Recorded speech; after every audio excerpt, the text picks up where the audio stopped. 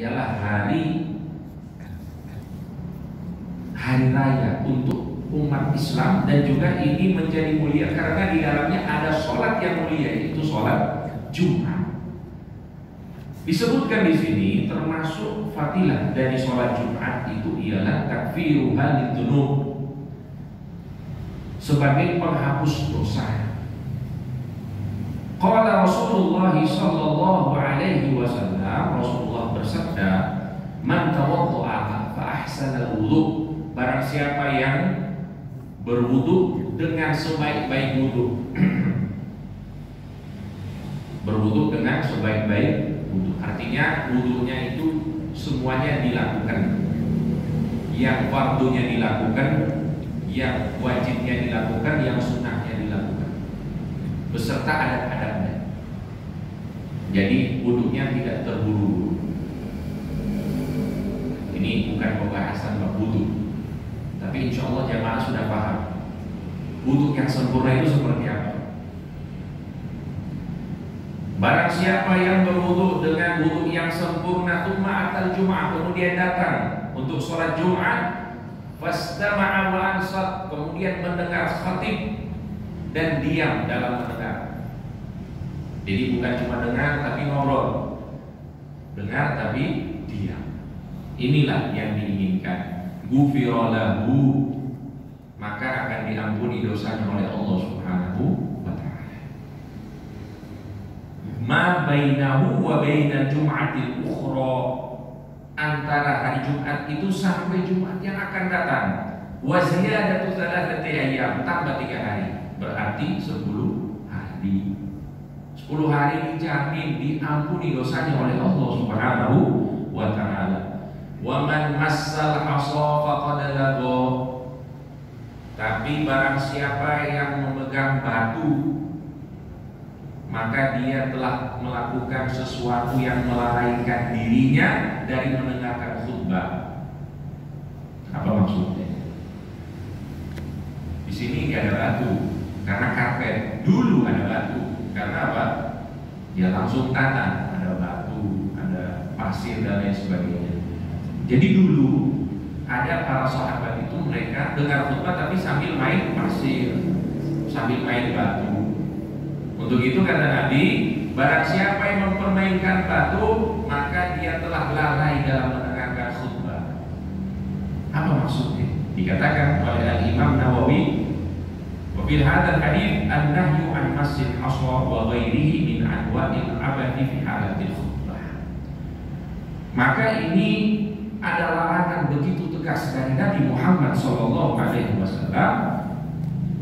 untuk tidak memegang batu ataupun yang lainnya dari jenis-jenis perbuatan yang melalaikan kita dari khutbah Jumat, termasuk main handphone. Kan dengar, nggak ngobrol dengan orang tapi main handphone, ya sama saja. Ini tetap mendapatkan hukum faqad lagha, maka dia telah lalai dalam mendengarkan khutbah. Wa man lagha fala jum'ata lah, dan barang siapa yang lalai tidak ada pahala Jumat bagi dirinya. Na'udzubillahi min dzalik. Termasuk mempermainkan sorban, sorban, sejadah dan lain sebagainya. Mempermainkan uang dan lain sebagainya. Intinya di dalam khutbah itu harus fokus. Selain kita tidak bicara dengan orang lain, tidak menegur orang lain, kita juga tidak melakukan perbuatan-perbuatan yang tidak ada manfaat. Ya, tapi kalau misalnya kontak amal yang lewat ya nggak apa-apa, karena itu kan kalau macet bahaya juga. Nanti ada jamaah yang ingin ngisi, akhirnya tidak bisa.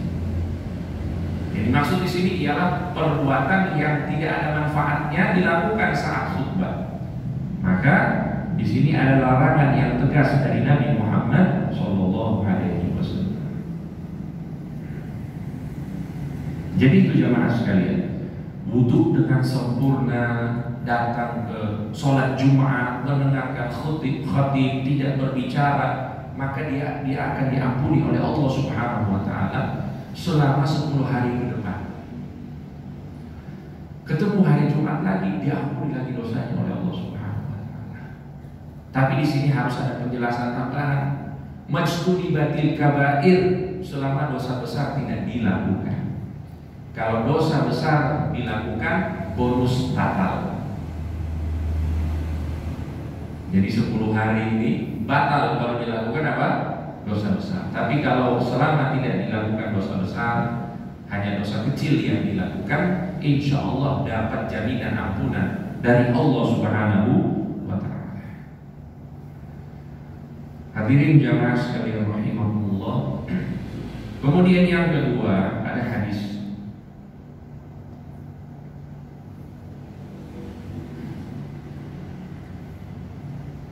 Rasulullah Shallallahu Alaihi Wasallam bersabda, "Man iktasala yaumal Jum'ah, barang siapa yang mandi besar hari Jumat." Mandi besar ini untuk hari Jumat hukumnya sunnah. Walaupun ada sebagian ulama mengatakan wajib. Ada yang mengatakan sunnah, ada yang mengatakan wajib. Karena ada hadis yang mengatakan Ghuslu yaumil Jum'ati fardun atau wajibun ala kulli muhtalim. Mandi pada hari Jumat itu hukumnya wajib bagi seorang yang muhtalim. Muhtalim itu ada dua artinya. Muhtalim bisa berarti orang yang sudah balik. Kalau orang yang sudah balik berarti kita semuanya masuk. Berarti kalau hari Jumat hukumnya apa? Wajib mandi.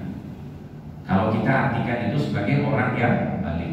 Yang kedua, muhtalim ialah orang yang, mohon maaf, mimpi basah ataupun bersegama dengan istrinya. Berarti kalau orang yang mimpi basah, orang yang bersegama dengan istrinya, ini wajib untuk mandi, ya jelas, karena junub. Nah, tapi kalau pilihan mazhab kita, mazhab Syafi'i, hukumnya sunnah. Hukumnya sunnah. Kenapa ini sunnah? Ini juga harus kita pahami. Kenapa mandi Jumat itu disunahkan oleh Nabi Muhammad SAW? Dikarenakan di Arab, ya khususnya dulu di zaman Nabi itu susah air, sehingga jarang sahabat itu yang mandi setiap hari, jarang. Maka momentum Jumat itu untuk mandi umum. Untuk mandi umum itu hari Jumat. Tapi kalau untuk sekarang ya tiap hari mandi, insya Allah tiap hari. Apalagi kita di daerah tropis seperti ini, kalau nggak mandi sehari ya naudzubillahi min dzalik. Ya, tapi alhamdulillah softnya sudah jarang, tapi jadi tidak terlalu menyakiti saudara yang kalau nggak mandi misalnya. Tapi kalau di Arab itu subhanallah, walaupun tidak mandi tidak tahu. Karena apa? Suasananya kering, cuacanya itu kering, tidak ada keringat. Tapi kalau kita di sini ya bahaya kalau tidak mandi. Sehingga itu Allah Subhanahu Wa Taala maha adil. Maha adil. Kita masya Allah banyak airnya, karena kalau kita nggak mandi bahaya. Baunya pasti kemana-mana.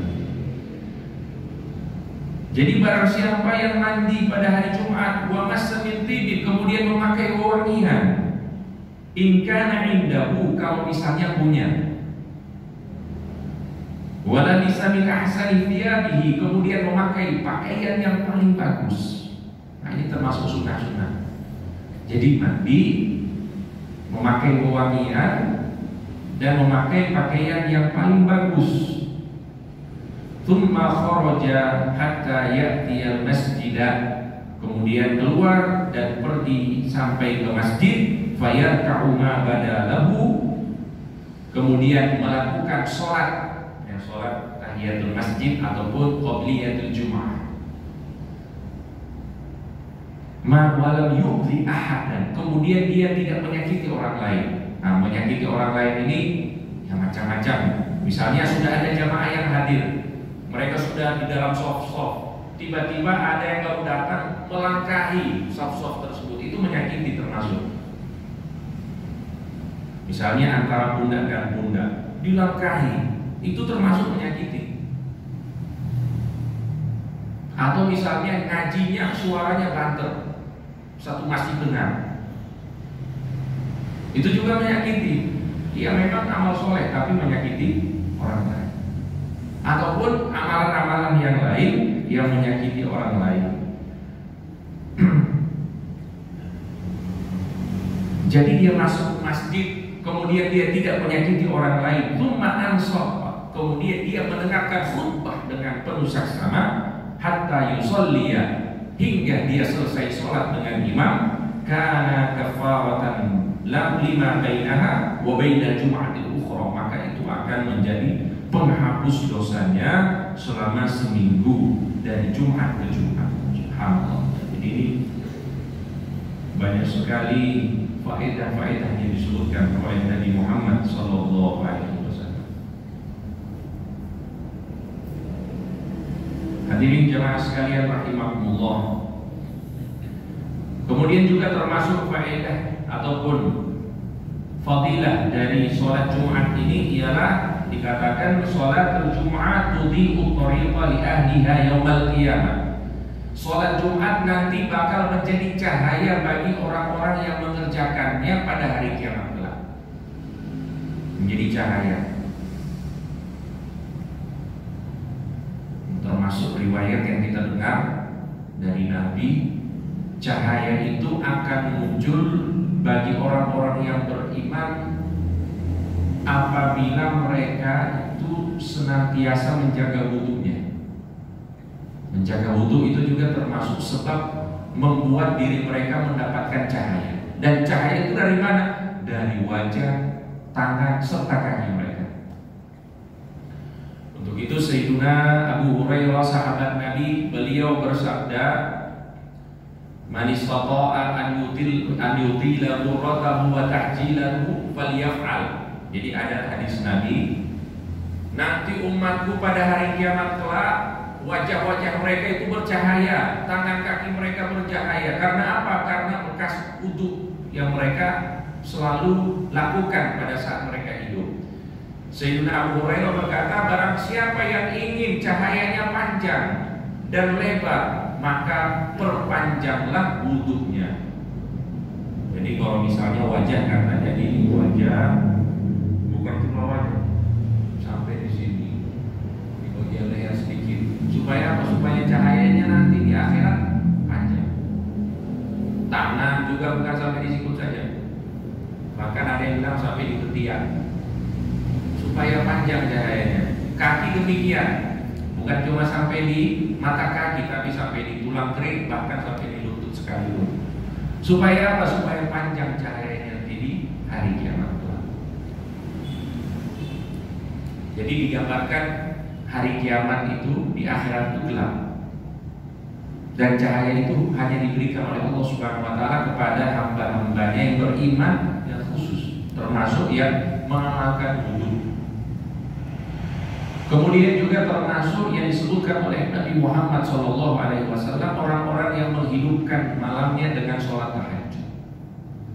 Ini juga termasuk yang akan mendapatkan cahaya dari Allah Subhanahu wa taala pada hari kiamat kelak. Termasuk juga yang disebutkan oleh Nabi Muhammad SAW, yaitu mereka yang berjihad di jalan Allah Subhanahu wa taala.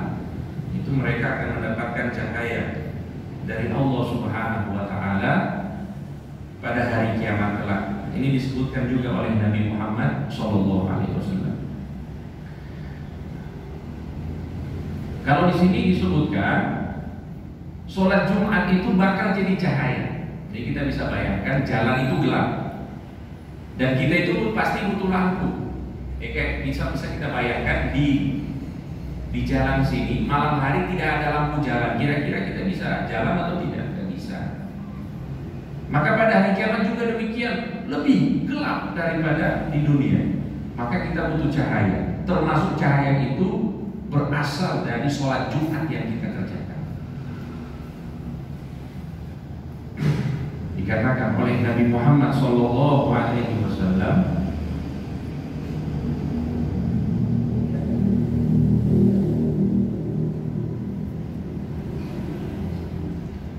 tuhsyarul ayyamu ala hayatiha wa tuhsyarul jum'atu zahra'a muniratan. Nanti pada hari kiamat, setiap hari-hari yang ada Senin sampai Ahad itu akan dibangkitkan oleh Allah dalam bentuk, wallahu ta'ala alam bentuknya seperti apa. Dan hari Jumat itu nanti akan dibangkitkan dalam bentuk yang bercahaya. Kita memang susah untuk membayangkan seperti apa nanti. Kayak hari Senin itu bentuknya kayak apa, hari Selasa itu seperti apa. Cuma kalau di dalam riwayat disebutkan seperti itu, sebagaimana kematian, maut itu kan sesuatu yang maknawi, tidak ada. Tapi nanti pada hari kiamat, ketika penghuni surga telah masuk ke dalam surga, penghuni neraka telah masuk ke dalam neraka, maka maut itu akan diwujudkan oleh Allah dalam bentuk kambing atau kabsyah atau domba. Diwujudkan maut itu atau kematian itu diwujudkan oleh Allah dalam bentuk domba, kemudian disembelih. Disembelih artinya kematian itu akan mati. Kematian apa? Akan mati, artinya sudah tidak akan ada lagi kematian setelah ini.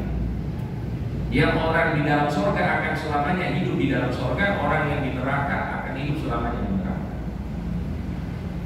Termasuk yang akan diwujudkan oleh Allah hari-hari ini akan diwujudkan. Dan hari Jumat nanti itu akan diwujudkan oleh Allah dalam bentuk yang bercahaya. Ahluha yahufuna biha kal arus. Dan para pemilik Jumat yaitu umat Nabi Muhammad Sallallahu Alaihi Wasallam yang beriman, itu akan mengelilingi hari Jumat itu yang penuh cahaya, yang akan menerangi jalan mereka. Tuhda ila kal arusi tuhda ila khidriha tuti'u lahum yamshuna fi dhawbiha. Maka hari Jumat ini akan menerangi jalan orang-orang yang beriman nanti pada hari kiamat kelak. Alwanuhum, warna-warna mereka, kafalji bayadon, seperti salju yang sangat putih, wariquhum, dan bau mereka sekal miski, seperti minyak kasturi. Yakhuduna fi jibalil kafur, mereka akan masuk ke pegunungan-pegunungan nanti pada hari kiamat kelak yang terbuat dari kafur. Yang duru ilaihim thaqalan la yatrukuna ta'ajjuban. Dan semua makhluk, semua manusia nanti akan menyaksikan kejadian ini. Jadi semua manusia ini maksudnya siapa? Selain umat Nabi Muhammad dan selain orang-orang yang tidak mengamalkan Jumat. Nauzubillahi min dzalik. Tapi kalau orang-orang yang termasuk umat Nabi Muhammad dan mengamalkan Jumat seumur hidupnya, insya Allah dia akan mendapatkan kemuliaan ini, bukan yang menonton, tapi dia yang mengalaminya. Dan ini adalah kemuliaan yang besar yang didapatkan. Hatta yadkhulul jannah. Jadi hari Jumat ini yang akan diwujudkan oleh Allah Subhanahu wa taala nanti di akhirat dalam bentuk cahaya, ini akan menerangi jalan menuju apa? Menuju surganya Allah Subhanahu wa taala. La yukhalituhum ahadun illa al-mu'addinun al-muhtasibun. Tidak ada yang akan ikut dengan mereka. Jadi ada rombongan kafilah para pejuang sholat Jumat. Nah, ini kita katakan apa? Pejuang sholat Jumat. Karena ada pejuang sholat subuh, sholat asar. Ini pejuang sholat Jumat. Memang sholat Jumat itu dia sangat bersemangat untuk sholat Jumat. Tapi bukan cuma sholat Jumat, sholat lain juga dikerjakan. Karena ada juga orang Islam sholatnya seminggu sekali. Maksudnya ini semuanya diamalkan, tapi dia sangat bersemangat di hari Jumat ini. Maka dia akan mendapatkan kemuliaan ini.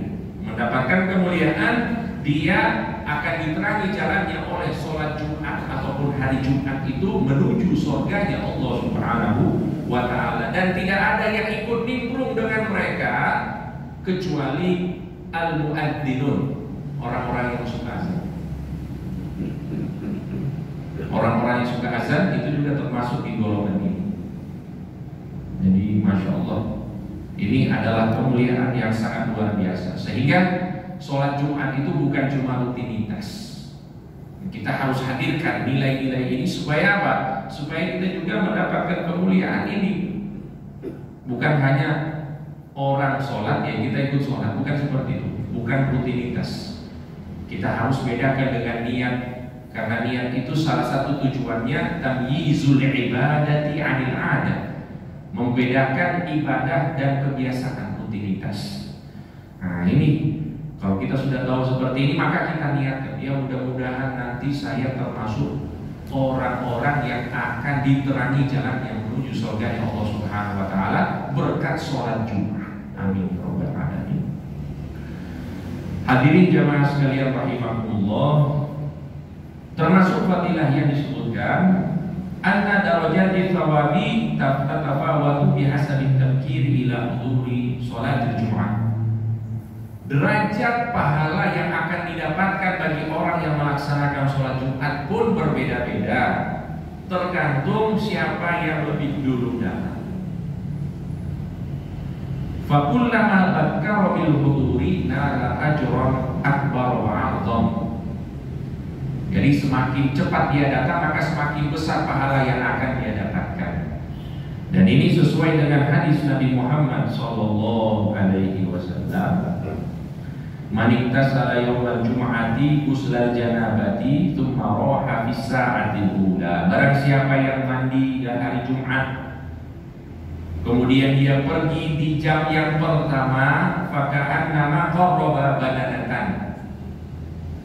Jadi kira-kira antara jam 6, jam 7 sampai setengah 7 kira-kira pergi ke masjid hari Jumat, maka dia seakan-akan nyembelih atau korban onta. Subhanallah, itu luar biasa. Kalau kita orang Indonesia bisa korban onta, walaupun tidak korban secara langsung, itu kita bisa korban onta melalui apa? Hadir sholat Jumat jam 7. Tapi biasanya jam 7 masih bersih-bersih masjidnya. Repot juga. Tapi kalau misalnya bisa ini, insya Allah ini seperti apa? Seperti menyembelih onta. Wa man raha fi sa'ati tsaniyah. Barang siapa yang datang jam yang kedua, tidak disebutkan jam berapa, kira-kira setengah 8 sampai setengah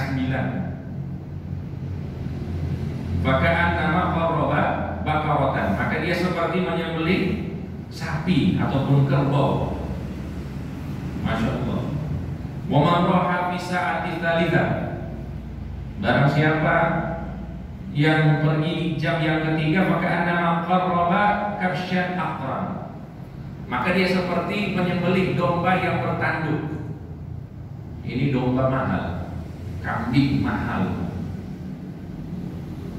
Itu di jam yang ketiga, kira-kira jam setengah 9 sampai jam setengah 10. Itu insya Allah masjidnya sudah buka, insya Allah sudah menerima.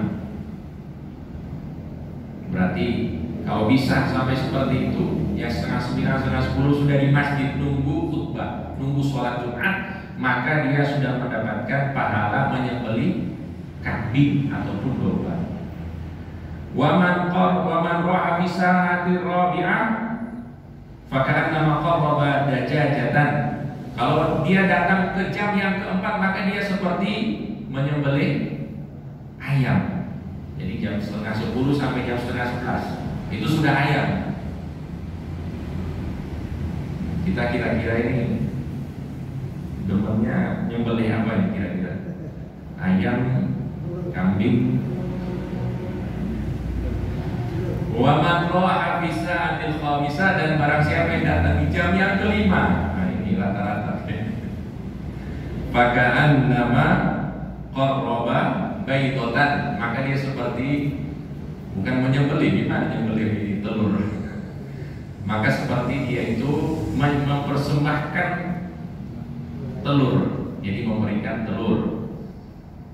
Jadi jam yang kelima ya jam setengah 11 sampai jam setengah 12 rata-rata. Berarti kita pahalanya pahala mempersembahkan telur kalau datang di jam seperti itu. Tapi rata-rata seperti itu, ramenya pada saat itu. 11 belum ramai. Nanti kalau sudah mau naik khotib ke mimbar baru ramai. Fa idza kharaja al-imam, nah kalau misalnya imamnya sudah keluar, khotibnya sudah datang, hadaratil malaikatu yastami'una dzikr. Maka para malaikat itu datang mendengarkan nasihat khutbah yang disampaikan.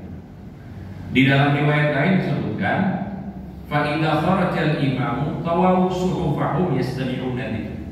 Kalau misalnya khotib sudah naik ke dalam mimbar ataupun sudah keluar, maka para malaikat itu menutup buku catatan Jumatnya, absennya itu ditutup mendengarkan khutbah. Jadi bukan cuma kita yang mendengarkan khutbah, malaikat juga ikut serta mendengarkan khutbah. Untuk itu khotib sunnahnya datang terlambat. Ini keuntungan khotib, ada alasan. Tapi tetap dapat kemuliaan. Karena apa? Mendapatkan kemuliaan. Tapi kalau selain khatib itu dianjurkan untuk datang lebih dulu. Takutnya kalau khatib datang duluan, ya absennya sudah ditutup. Iya, absennya apa? Sudah ditutup. Untuk itu khatib datang belakangan. Nah, ditanya oleh salah seorang sahabat, ya Aba Umamah, wahai Aba Umamah, laisa liman ja'a ba'da khurujil imam Jum'ah, apakah orang yang keluar setelah imam itu tidak mendapatkan Jum'ah? Faqala bala walakin laisa mimman yuktabu fi suhuf. Dia tetap gugur Jumatnya, akan tetapi dia tidak termasuk orang-orang yang mendapatkan pahala Jumat. Maka jangan kita terlambat saat sholat Jumat. Ya, kalau tidak ada uzur, jangan terlambat. Jangan, bukan khutbahnya yang terlambat, sholatnya pun terlambat.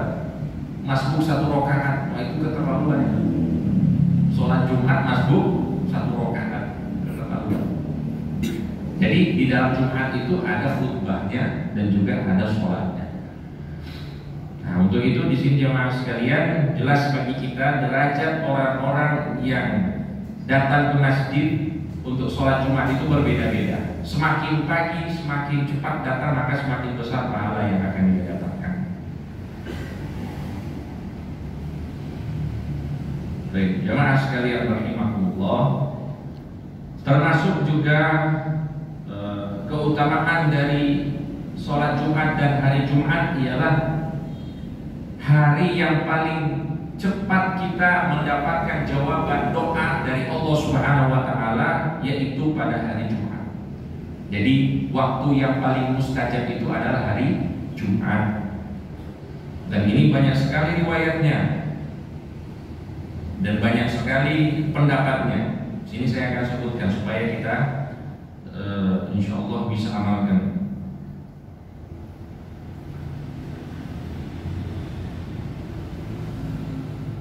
Pertama, Rasulullah SAW bersabda, beliau ditanya tentang waktu mustajab. Hiya ma baina an yajlisal imamu yakni 'alal mimbar ila an tubda shalah. Waktu mustajab itu kapan? Dari duduknya imam ataupun naiknya imam di mimbar sampai selesai sholat, itu waktu mustajab. Jadi kalau imam sudah naik, banyak doa. Lewat hati saya, sambil dengar khutbah sambil doa. Insya Allah itu adalah waktu yang mustajab. Siapa yang bilang? Nabi Muhammad SAW. Itu diriwayatkan. Ada juga riwayat yang lain, annaha hina tuqamu sholatul jum'ah ila al-insirafi minha kama taqaddam.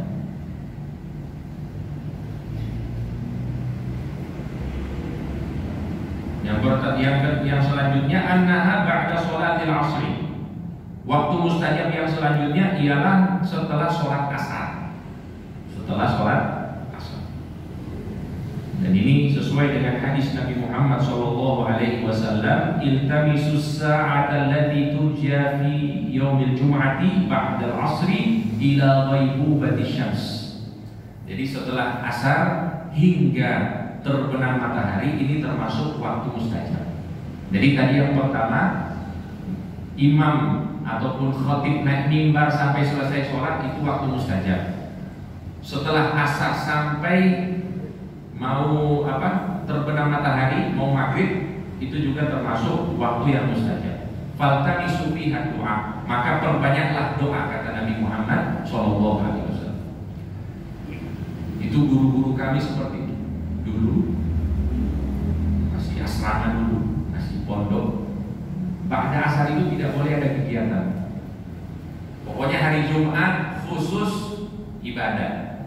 Hari Jumat khusus ibadah. Khususnya pada asar itu dipakai untuk kita beribadah, mau baca Quran, mau hafalan, mau belajar, mau taklid dan lain sebagainya. Kalau di masjid sini ada kajian Ihya Ulumuddin. Nah, itu termasuk hal-hal yang sangat-sangat diharapkan di hari Jumat. Eman-eman kalau misalnya hari Jumat lihat sunset. Lihat sunsetnya di hari apa? Hari Jumat. Eman-eman, karena itu hari yang mustajab, apalagi ba'da al-asr sampai terbenamnya matahari. Ada juga riwayat yang mengatakan sebelum terbenam matahari itu lebih mustajab lagi. Jadi waktu yang mulai, kalau kita lihat keadaannya itu mulai kuning ini. Ya, suasana itu mulai menguning sebelum maghrib, itu waktu yang sangat mustajab. Dikatakan juga di dalam kitab ini. Ini disebutkan oleh para ulama.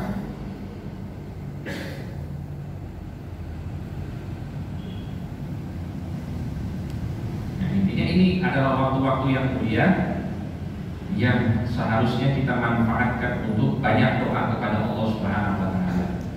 Dan ini adalah banyak sekali ya, termasuk hal-hal yang disebutkan oleh Syekh Muhammad bin Alamin Maliki, seperti membaca surat Al-Kahfi. Itu juga termasuk amalan yang bisa diamalkan pada hari Jumat.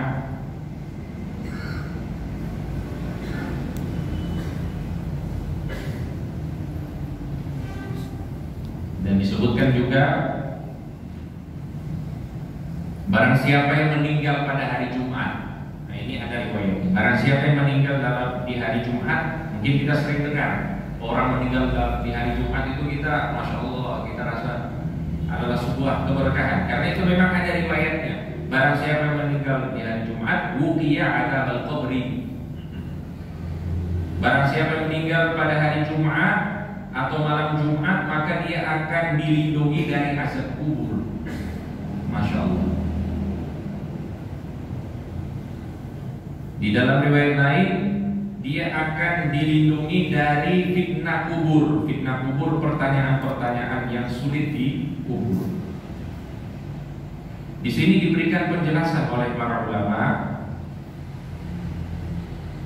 li'anna jahannama la tusjaru fi hadzal yaum. Karena pada hari Jumat itu neraka itu tidak dibakar.